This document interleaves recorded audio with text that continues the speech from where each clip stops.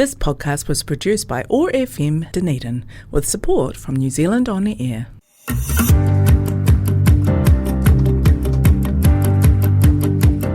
Welcome to What's News Dunedin, brought to you by Hazur Kebab, the radio show that spawned from the 22,000 plus strong local Otipoti Dunedin What's News Dunedin Facebook group. The group that's been put in the social back in the social media since 2020 with respectful adult debate and a sense of humour. I'm your host, Richard Knights. On today's show, we're talking to our wonderful guest, David Bainbridge-Zafar, opportunity candidate for Dunedin, who will be telling us more about themselves and what they do, as well as helping us look back at the posts that generate the most interactions over the past 7 days on the What's News Dunedin Facebook group. Those posts this week are AI and its use in generating images and videos. Is it a tool or an environmentally unfriendly toy? Fuel crisis resulting in a number of planes withdrawing from warbirds over Wanaka. And Councillor Ong and the ODT's 3-hour interview that revealed nothing, literally nothing. David, welcome to the show. Thanks, Richard. I'm just wondering how often Councillor Ong has been one of your top 3 topics of the week. In the last 7 weeks, probably every single week. I'm genuinely looking forward to a time that's not the case. Now, before we get into talking about the news, we do have our pun of the week. So on a Monday, we do a Pun Day Monday post. Basically, we get our people to bring their best dad jokes, their best puns, bring it onto the group, and then basically bring the best one onto the show on Friday. So when I say the best one, that's simply decided by how many laugh reacts it gets, right? So it's just there's no science here.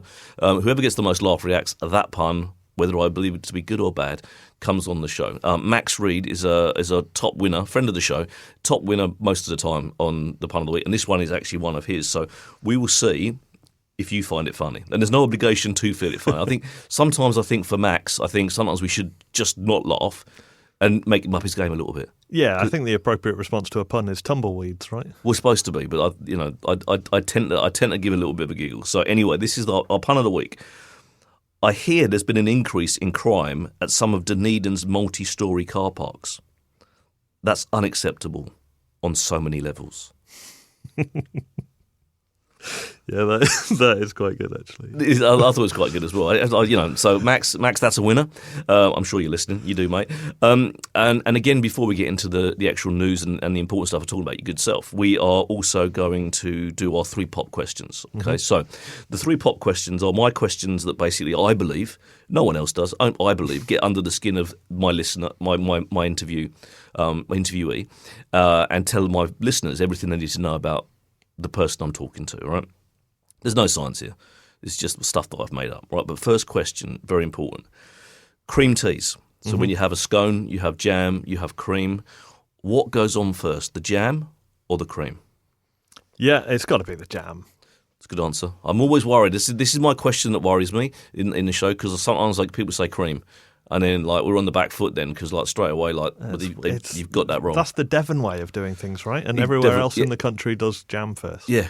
And a weird thing, David, the other day, obviously you sound like you're from the UK like I am. The other day I had someone in from Cornwall who do it the right way that said jam first.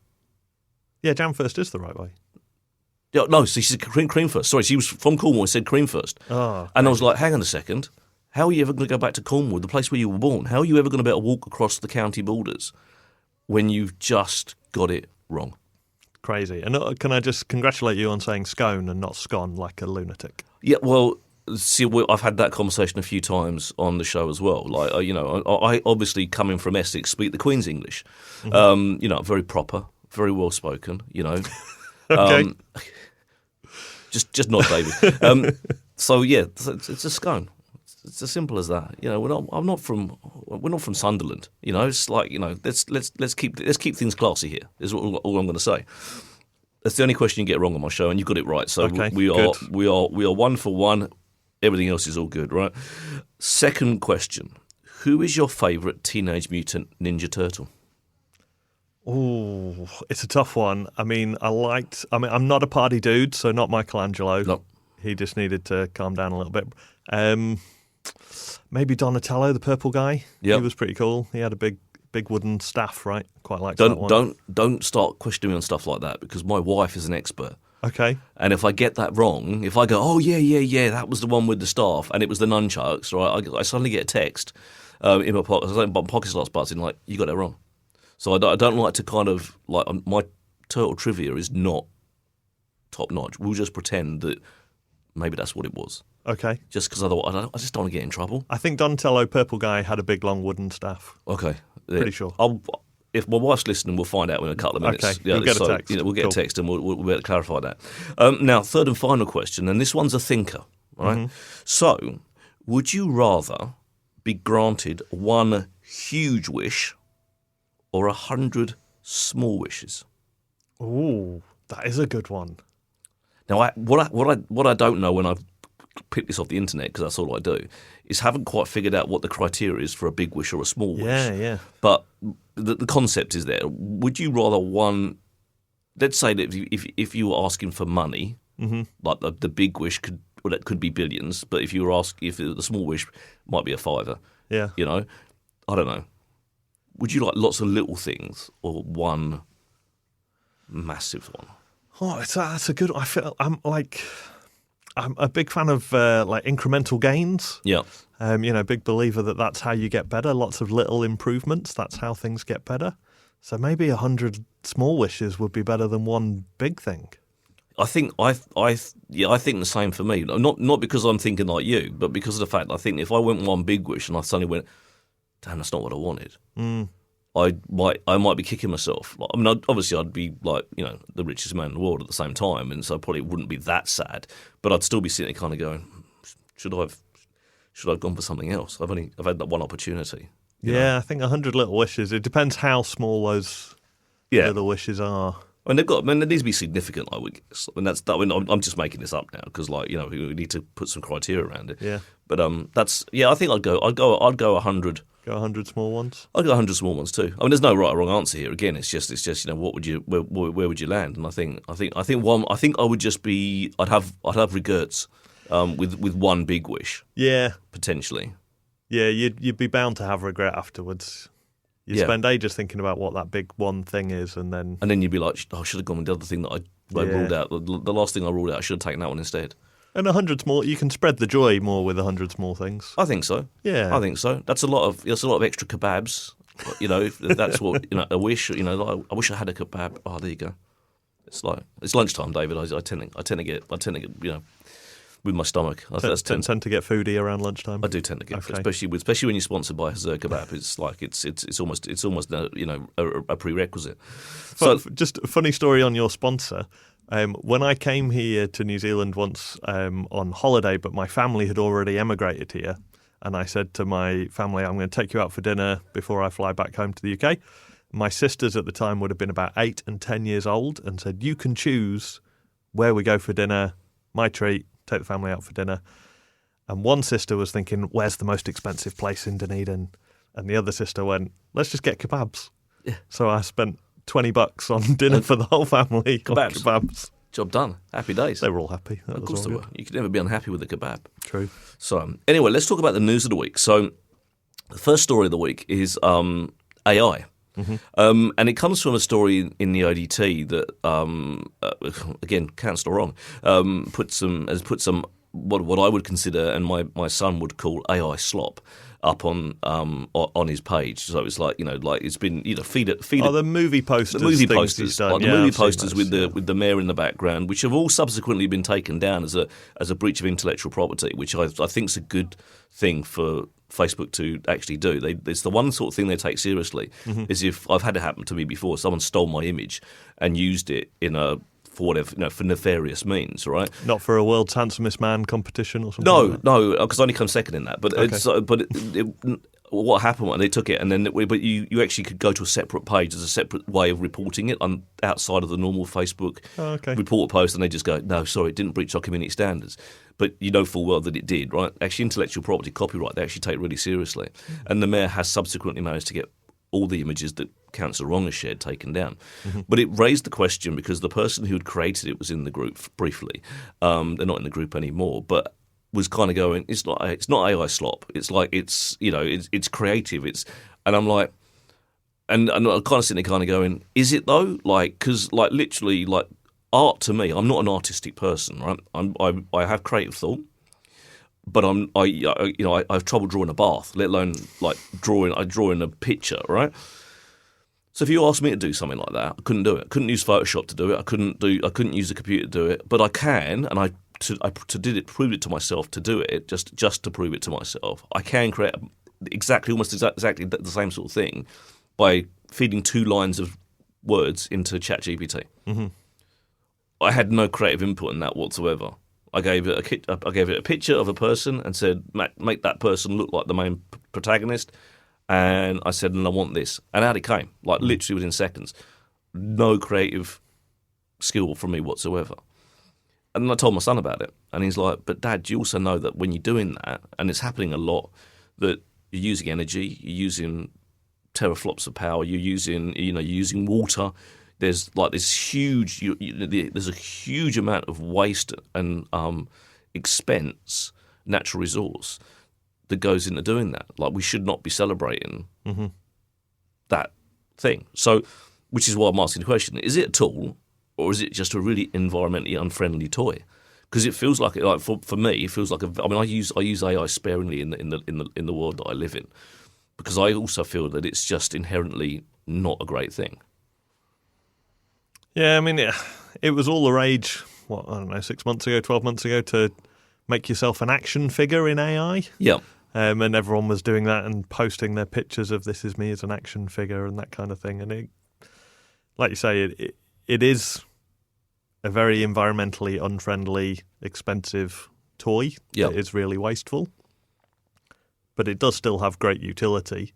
Yes. Not for interesting counsellors making posters, but it does have great utility for lots of other things. And it's, I guess, with any big technological leap forward, there'll be people saying, look at all the downsides, look at all the problems, this is bad.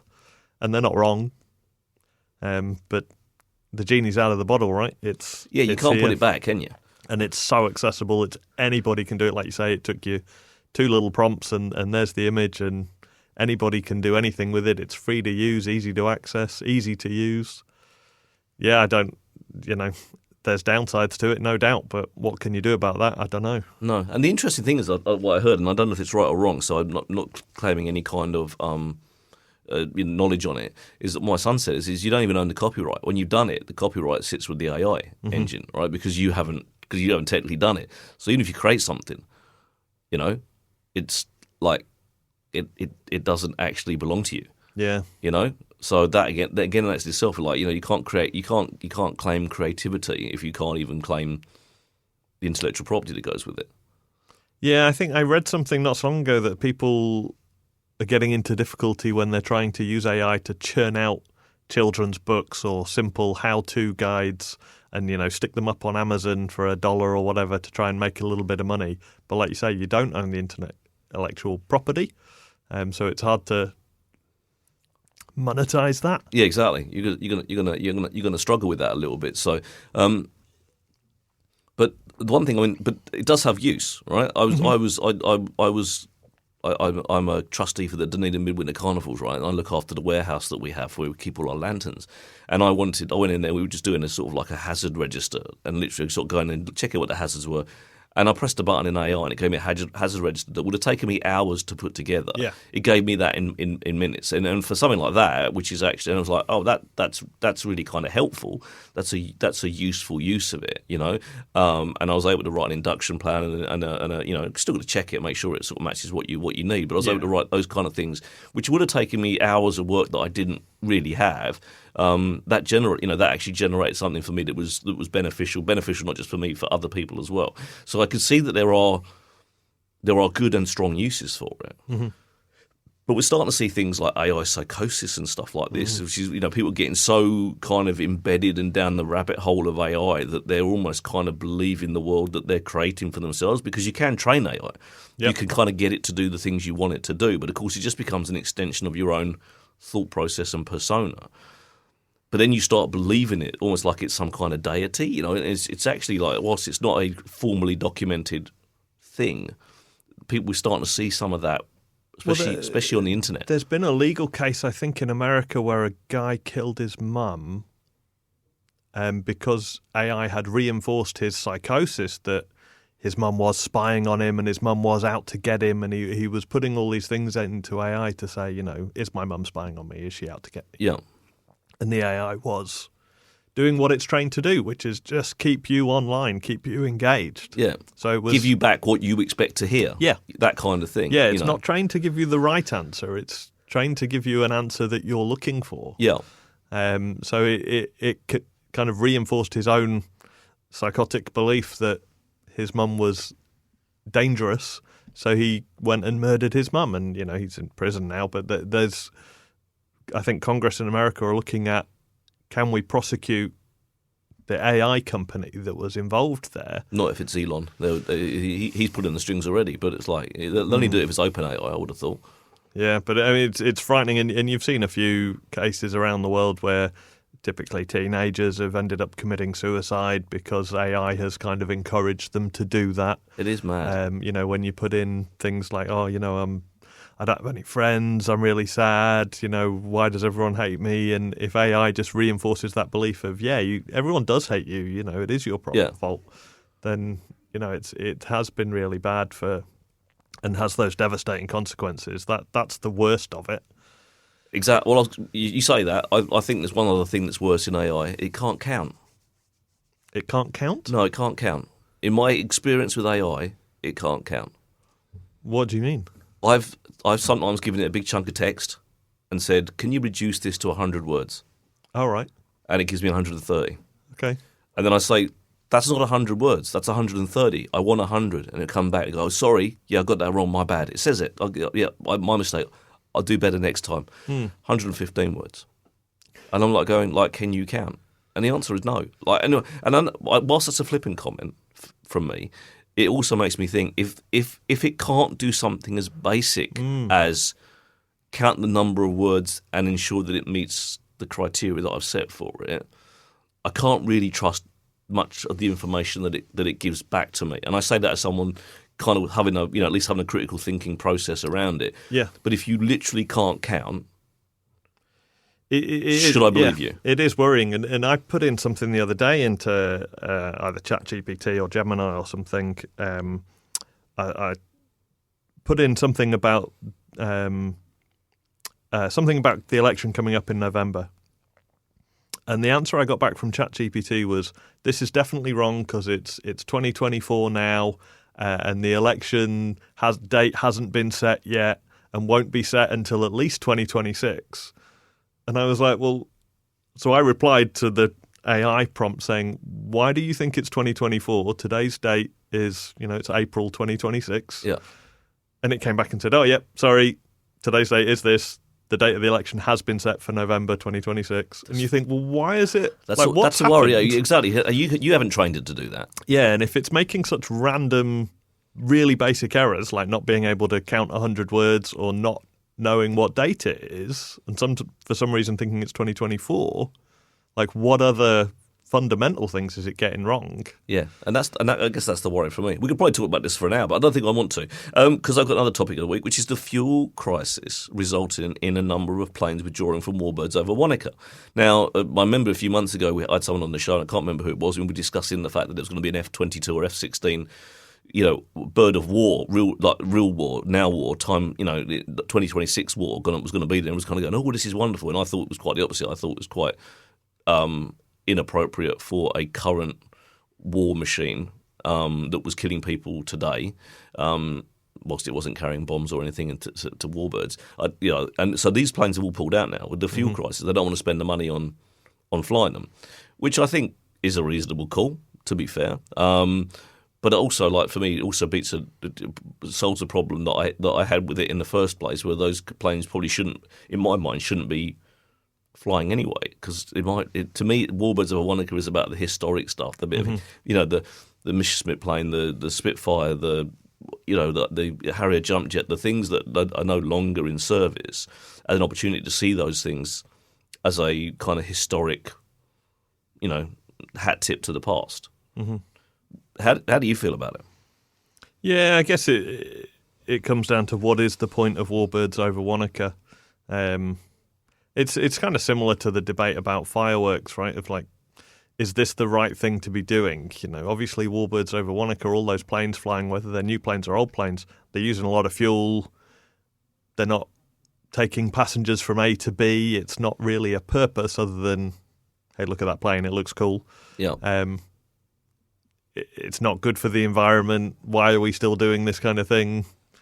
Can't we look at these planes on the ground? Do we really need to fly them around? But at the same time, it is a nod to our history, and it's a good show. And coming from the UK, the Red Arrows do their displays thing, all the time, and people love to see it. Yeah. Over in America, they love a flyby at a big event, whether it's the Super Bowl or whatever. They'll have a jet fly over. I used to go to the Rugby Sevens in Dubai every year, and there was always a jet that would fly over, and people would, for the final, someone would parachute in with the match ball and parachute into the stadium and put the match ball down. It's only now that fuel prices have gone up so much that people are going, actually, is this a good use of money? Yeah. I'm thinking maybe next year, and I've just had this thought literally just as we're talking, I'm just thinking maybe we, instead of Warbirds over Wanaka, we do submarines under Lake Hawaii, and we just literally go and just look at like a beautiful lake. You could do that.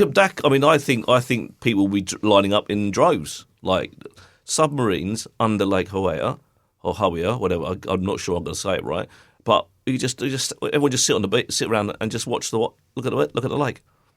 Could look at. It'd be quite good to go and snorkel and have a little look at the submarine under the water. There probably won't be any submarines there, Dave. I'm just saying, we can still just charge like $1 each. You could do paper planes over Wanaka. Could do, yeah. Styrofoam planes, whatever.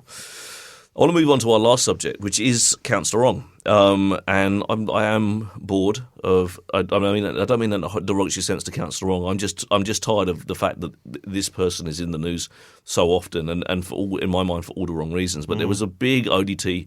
You can't call it an expose because it didn't expose anything. But it was a big article that Mary Williamson did in the ODT late last week.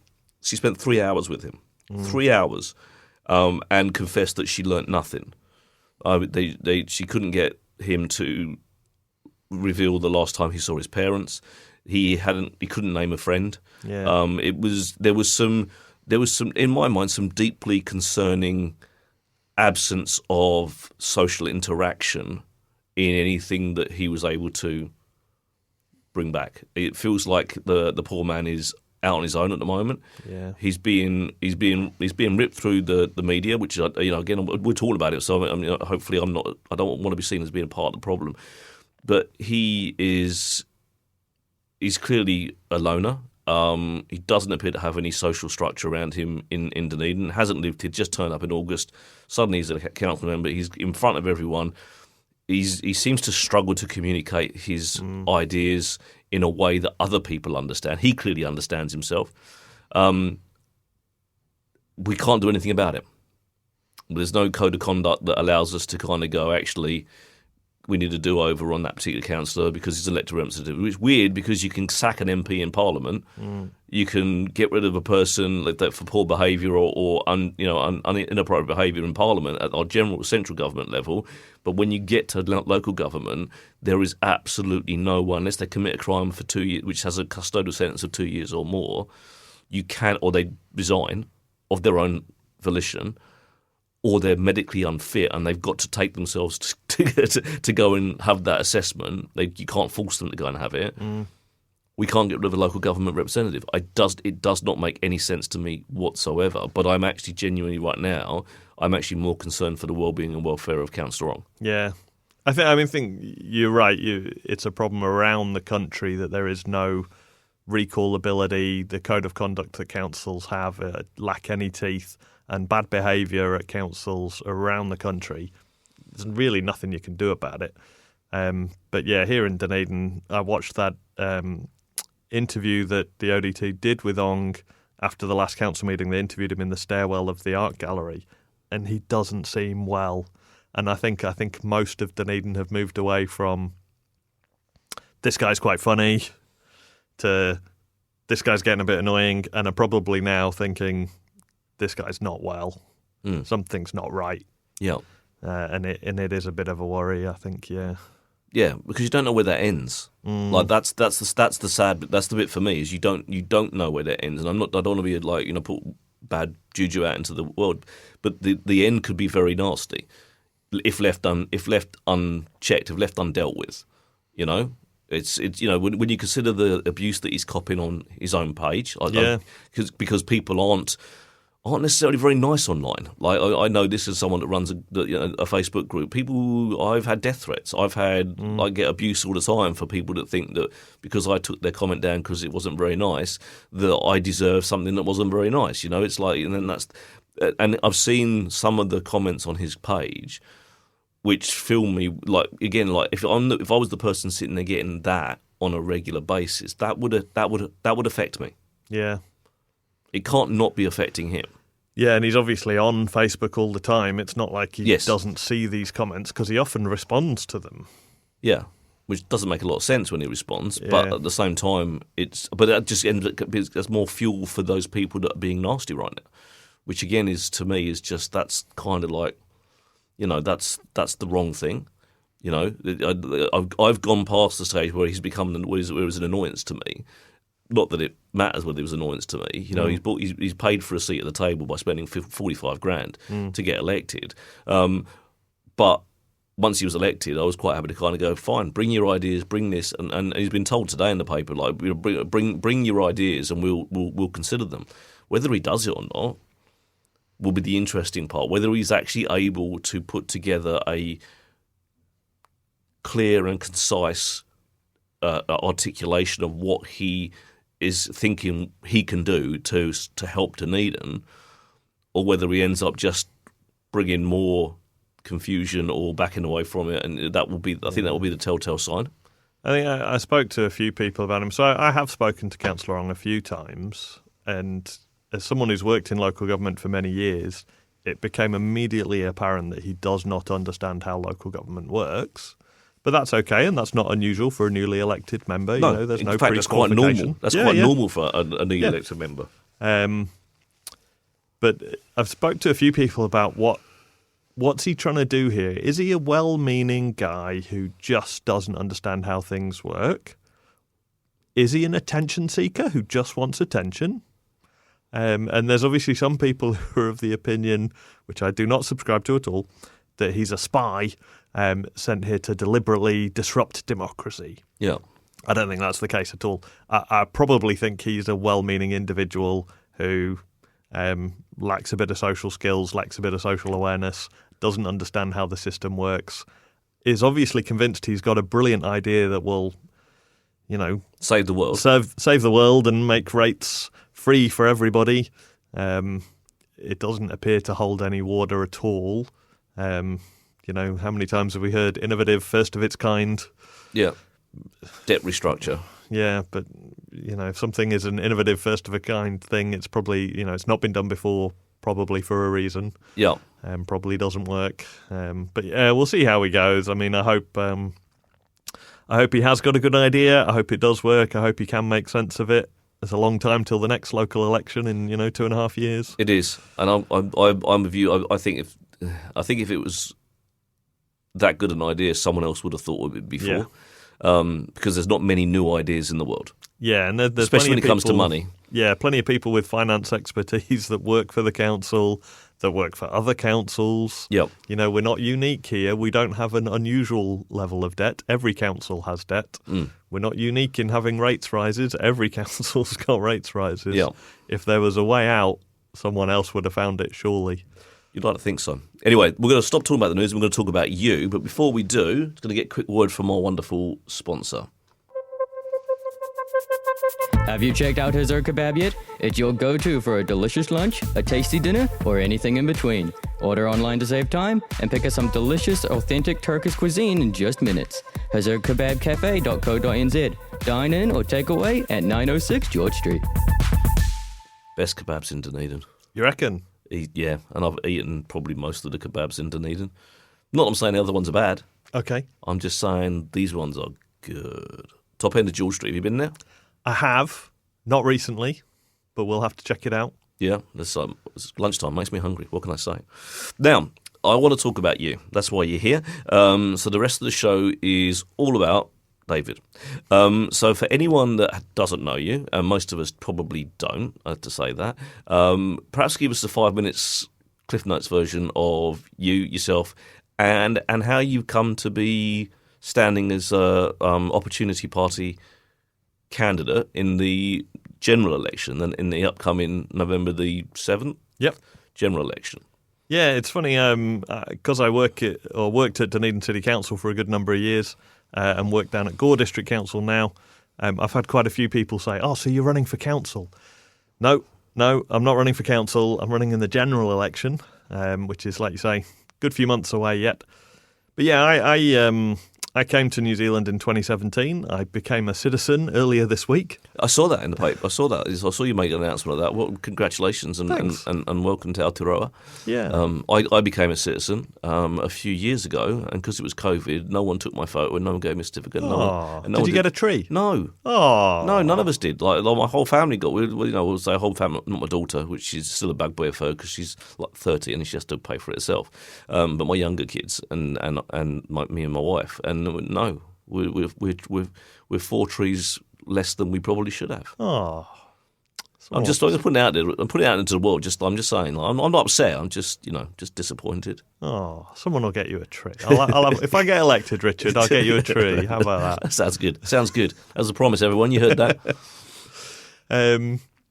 Became a citizen. Actually, the day I arrived in Dunedin, when I emigrated here in 2017, my family couldn't come and pick me up from the airport because they were all becoming citizens that day. Oh, right, wow. So they were not able to come and pick me up. But yeah, so I came here in 2017. The joke in my family is that I came here first and I came here last. So I came here in 2003 originally and travelled around New Zealand, spent a bit of time in Picton, taking people for trips off the ferries, and spent a bit of time down in Dunedin. And when I went back home to the UK, my folks were looking at emigrating. They didn't like the way England was going and were looking at emigrating to Canada or South Africa or Australia or somewhere. And I'd just had 9 months in New Zealand and loved it. So I said to my folks, go to New Zealand, you'll love it. So they did. So the parents emigrated over here with my 2 younger sisters, and over the years, various other aunties and my older sister and other family members emigrated here as well. I finally made the move in 2017, kind of post-Brexit, and worked at Dunedin City Council as a senior manager there for a good number of years. Then went over to Health New Zealand, the DHB, just before it became part of Te Whatuora Health New Zealand, and ran all the infrastructure stuff for Otago and Southland, so looking after the new Dunedin Hospital build and all that kind of stuff. So the joys of working under this government and the budget cuts and the let's rethink, do we really need a hospital in Dunedin? That got to me after a few years. So yeah, I sought the warm embrace of local government again. So left Health New Zealand and went back to local government and took the job at Gore District Council, where I work now. And then before Christmas this year, I saw a Facebook ad that there was a new leader of TOP, and TOP was now called Opportunity. And they were going to be in Dunedin. So I thought I'll go along and listen. Never voted for TOP before. Never really had much interest. I'd done a few probably at the last election, those online polls you can do where they answer you a bunch of policy questions and it tells you what party you align with. What party should you vote for? Yeah. So I think I did that probably at the last couple of elections, and TOP would have come out, near the top, but hadn't voted for them. So I went along to listen to this new leader speak. Her name's Kule Wong. She goes by Q. Which I think is a pretty cool name as a James Bond fan. I was going to say, like you just need a deputy that's M. Yeah, and away you go. Yeah, I'm really intrigued when the list rankings come out. Who's going to be 007? In the rankings. Yeah. I've got my fingers crossed for that one. Absolutely. Still not cast the next James Bond. It's still open. I know. I keep sending my CV and it keeps bouncing. I don't know what's going on. All it comes back with just says face for radio. I've got no idea. I've got no idea what they're trying to say, David. To be fair, because obviously, as you said before, world's handsomest man and stuff. I'm thinking I'll be a shoo-in, especially with an Essex accent. I mean, yeah. James Bond needs a bit of Essex, surely. I mean, if this is the joy of the podcast radio format, if you've not seen Richard in the flesh, you can just imagine how handsome he is. Absolutely, yeah. Keep imagining.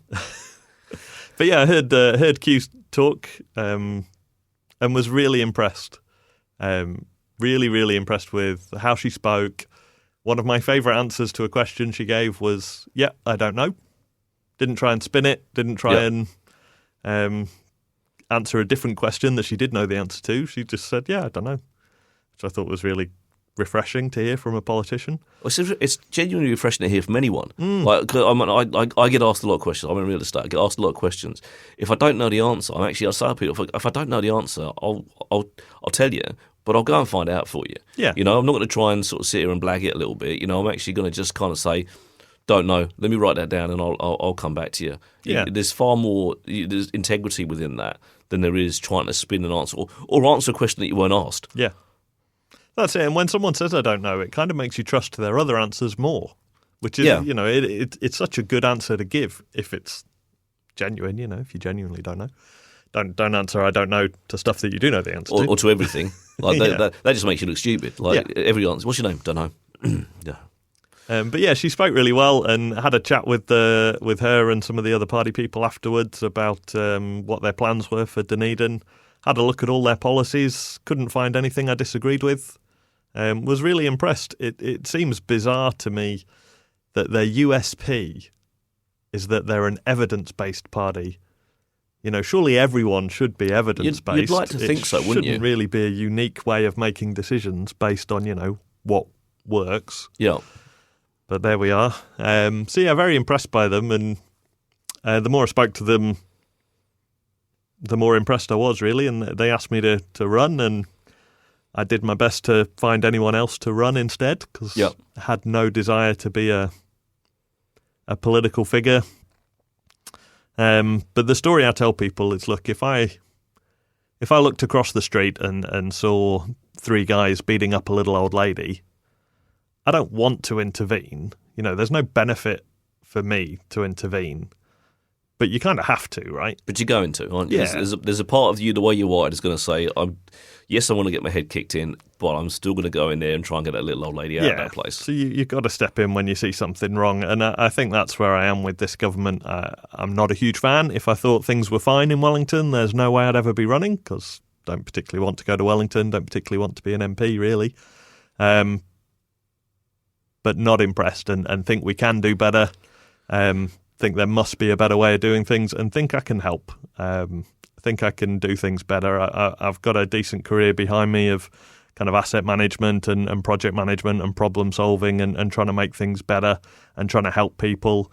I coach rugby, and that's, for me, all about helping people get better. I'm not the one scoring the tries and making the tackles. I'm helping other people learn those skills and develop. I chair the Dunedin Fringe Arts Trust, which again, I don't want to get on the stage and put on a show, but love helping people do that, helping people do their thing, helping people deliver. That's my happy place, helping other people do their thing. And that, for me, is what government should be, right? They should be there to help people. Yeah. And that's why I'm running, I guess, to help people and try and make things better. I'm not going to argue with you in the sense of I don't think this government's doing very well either. I'm not saying that the previous government was a million times better or the government before that was better still. I struggle with politics in New Zealand, full stop, because it seems to be that we lack a calibre of human that makes me want to vote. Yeah. And that seems that, and I'm not just saying that about here. Like I look back to the UK and I look at those people and I kind of go like, there's a few people that stand out as being genuine, honest, caring, kind, people that I could kind of go, yeah, I'd vote for you. I don't know what party you're for, but actually I can hear the words you're saying are genuine, and I like what you're saying. I think we seem to have too few politicians in New Zealand to start off with, in the sense that everyone seems to have 57 different hats to wear, especially when they're in government. Yeah. Like you've got Chris Bishop, who's he's Transport and Infrastructure. He's head of Silly Walks. He's like, there's just so many things that he's kind of like in charge of. He's just got some more hats yesterday in the reshuffle. He's become Attorney General as well as everything else. Yeah. How can you do that? I don't see how you can give any of those positions sensible time and do them well. Right, so we kind of it kind of feels like our parliament is about half the size it should be from a human point of view. That's my feel on it, right? But at the same time, I'm looking at those humans. I'm kind of going, I don't like you. I don't like you. I don't like you. I don't like you. There's not many I'm looking at kind of going. I could look at someone like Chloe Swarbrick and go, I get you. I like what you're saying. Yeah. I look at some of the other people and I'm just kind of going, I'm really struggling to connect with you as a human being. Mm-hmm. What makes me want to give you the vote? Yeah, and that's where but then I struggle with MMP because then you got parties like Opportunity Party, Alliance Party, the smaller parties. They don't stand a chance unless they get an elected member. Pretty much in the way it feels to me, and correct me if I'm wrong, because again I'm only 15 years new to this system of doing things, and I'm still learning. But it doesn't seem to be any, like unless you can win Dunedin, but then you've got to go against a National and a Labour candidate or a Green candidate that have already got far more personal, collateral than you. Mm-hmm. How does Opportunity get elected? How does Alliance get elected? How do those people that are saying sensible things, as far as I can see, get the ability to have some kind of connection and influence on a government, be it the last one or the next one or the one before that, in a way that actually brings benefit to someone like me? Yeah, and it's a fair question. And so Opportunity are, by some way, the biggest party outside of Parliament. The most recent poll earlier this week had us at 4%, and that's where we've been the last two with that poll. We're pretty confident we're going to hit that 5% and get above it, to be honest. So that's our route in. We're not trying to win a seat anywhere. We're going all in on the party vote around the country. And when you look at the last election, for example, where Opportunity, or TOP as they were called then, were around about 2.5%, they only ran 13 candidates. This time we're going to run 30-odd. Right. So almost as many candidates, I think, as the Greens are going to run. From 2.5 to 5, really, if everyone who voted for us last time votes for us again and gets one mate to vote for us as well, that's our 5%. Yeah. And we're like I say, we're very confident we'll hit that 5% and probably clear it by I think some distance. I think we'll be around about 8-9% probably come November time. But I think there's a lot of frustration. I think 2023, when Labour got booted out, the same thing happened all around the world, right? After COVID, people were angry. They blamed the government. They changed the government. So whether it was a left government or a right government, after COVID, the incumbent government got booted out. People wanted change. Here we are 3 years later. Dissatisfaction with the government is still really, really high. The poll last week, I think, showed more than 50% of New Zealanders think we're heading in the wrong direction. People want change. Is change going back to Labour and Chris Hipkins again? I would suggest not, and I completely agree with what you said earlier, that when you look at those MPs, who are you impressed by? And actually we had a month or so ago, Jackie Blue, a former National MP, was in the news for quitting National and joining Opportunity. And she said when she decided that she had to leave National and she left over pay equity rules, she felt that was completely unfair. She couldn't support it anymore. So she quit National. And she said that when she looked around at the other parties, really the only person that she was impressed by was Q as the leader of Opportunity. So that's why she's joined. And I'm the same. Q really impressed me. And when I saw the list of candidates, we've got some very, very impressive people. We've got the CEO of WWF, the World Wildlife Fund, not the wrestlers, not the wrestlers. I was thinking Stone Cold Steve Austin and Vince McMahon. No, he's not running with us. Thank God for that. I think that's a vote loser. Probably. But yeah, so the CEO of WWF. We've got some other kind of pretty big hitters, lawyers, accountants, people who have started their own businesses that are frustrated, and quite a lot of them will be taking a pay cut to become an MP. Quite a lot of them will be, putting their head above the parapet and getting quite a bit of flack. You talked earlier about, your role as the kind of admin of What's News Dunedin. You get a bit of abuse. As someone putting their head up to run for council, I'm sure you're getting a bit of abuse. Yeah, there's that too. Yeah. I clearly like a bit of abuse. It's just like I think I've only got myself to blame. Yeah, if that's your thing, that's okay. You're becoming a public figure, running for office, you're going to get a bit of abuse. No one's doing this for fun. No one's doing this for money. We're doing this because we want to make New Zealand better, and we're not seeing the right people that are there. You mentioned Chloe at the Greens, and I've voted Green in the past. I think the criticism for some people, anyway, of people like Chloe is that she's an activist. She's a bit like Greta Thunberg, and huge props to Greta Thunberg and everything she's done. She's awesome. I really wouldn't necessarily want her as an MP, and that's where I think, me personally, sure, all in favour of protecting the environment, stopping climate change, all that stuff, of course. There's no debate to be had. I don't want to see someone chain themselves to a railway line to stop a shipment of coal going through. I get that coal's bad, let's move on with electrification, let's just do stuff. And moving away, I think, from the Greens being that kind of protest party, the rebels, the activists, to where's the pragmatism? Where's let's just get stuff done? What's the good stuff that we're actually going to do? And that's where I think I've been really impressed with Opportunity. Some of their policies around abundant energy and massive electrification. We've worked quite a lot with Mike Casey at Rewiring Aotearoa, who was named one of the New Zealanders of the Year at the awards last week. To get stuff done, and I think that's one of the things I like about Opportunity, that they're we'll work with either side and we'll just get stuff done. Let's just get on with progressing things. And I've got a couple of questions. I've got a question for you in a second, but before we do, let's just get another word from our wonderful sponsor. Have you checked out his kebab yet? It's your go-to for a delicious lunch, a tasty dinner, or anything in between. Order online to save time and pick up some delicious, authentic Turkish cuisine in just minutes. hazardkebabcafe.co.nz. Dine in or take away at 906 George Street. You talked about policy and stuff and being science evidence-based, which is I'm a fan, right? That's kind of my thing, right?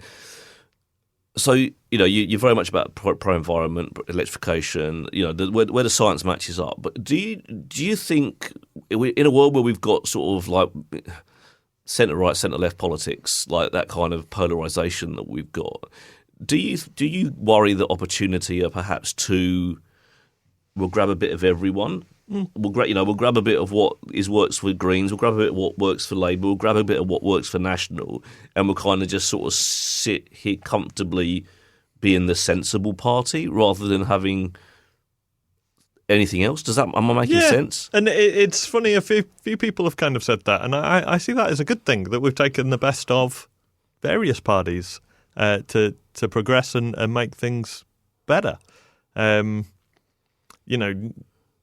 One of the issues you kind of mentioned under MMP is that you've got this centre-left, centre-right party, National and Labour, which, 70% roughly of the country support either Labour or National.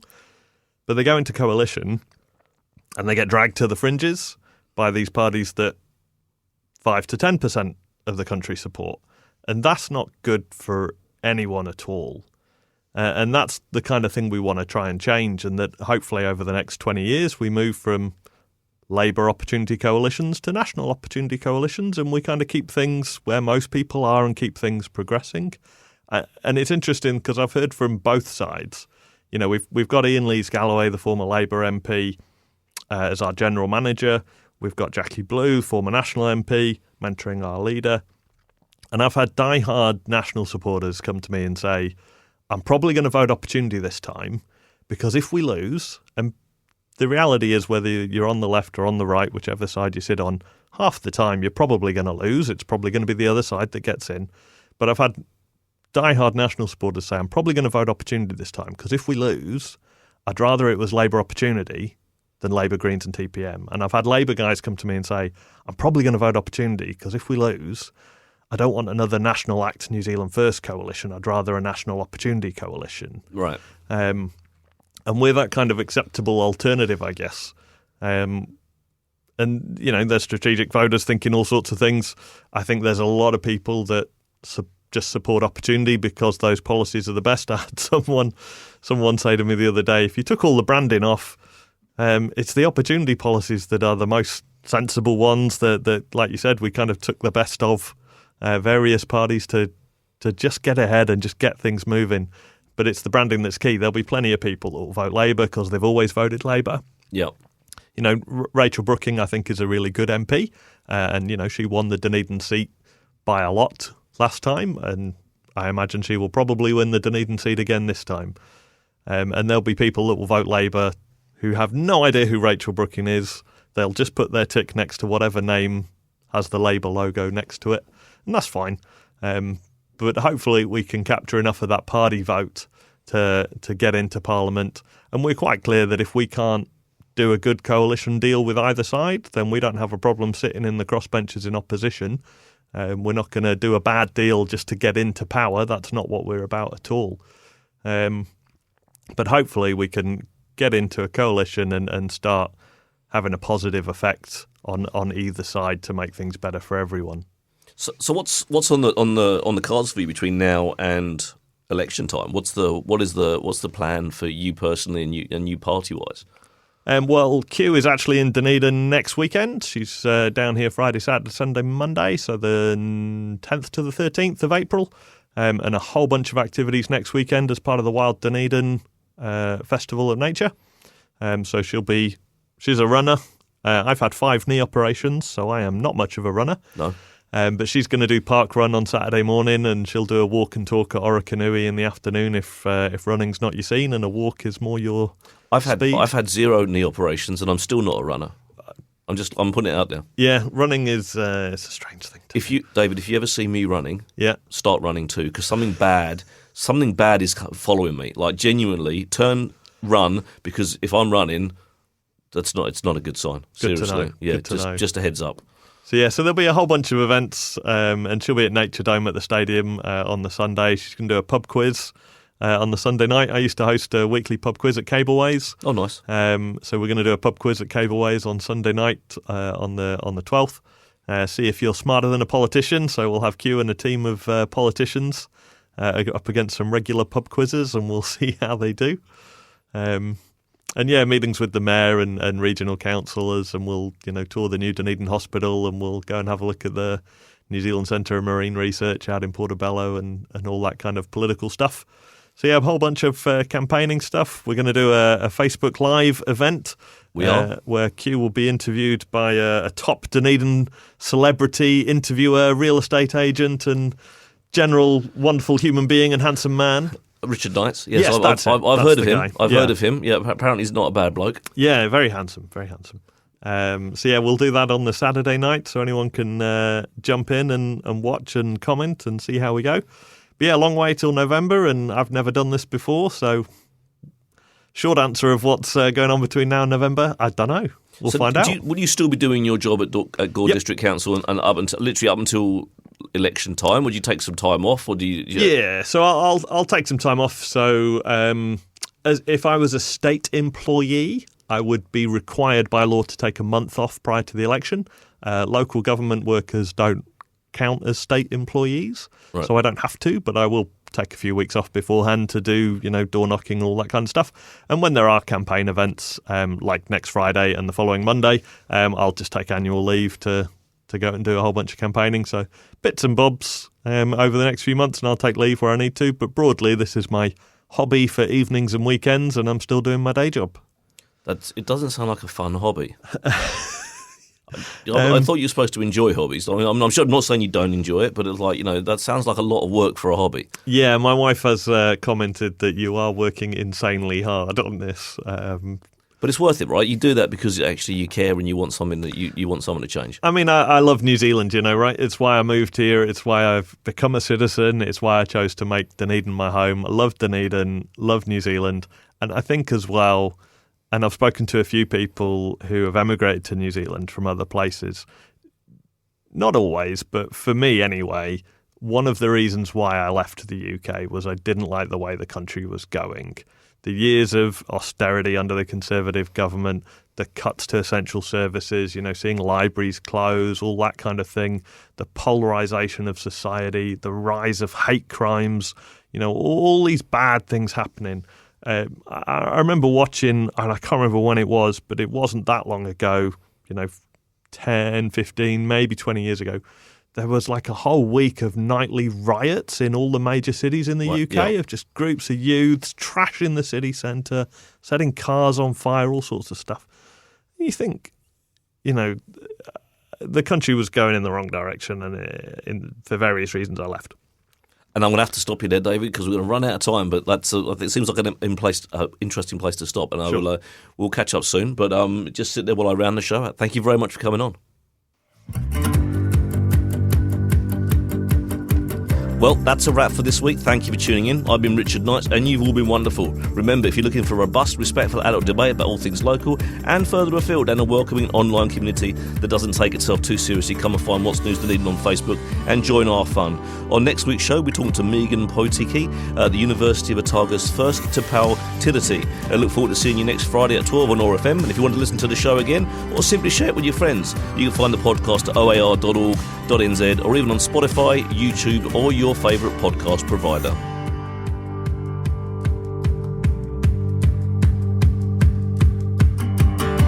This podcast was produced by ORFM Dunedin with support from New Zealand On the Air.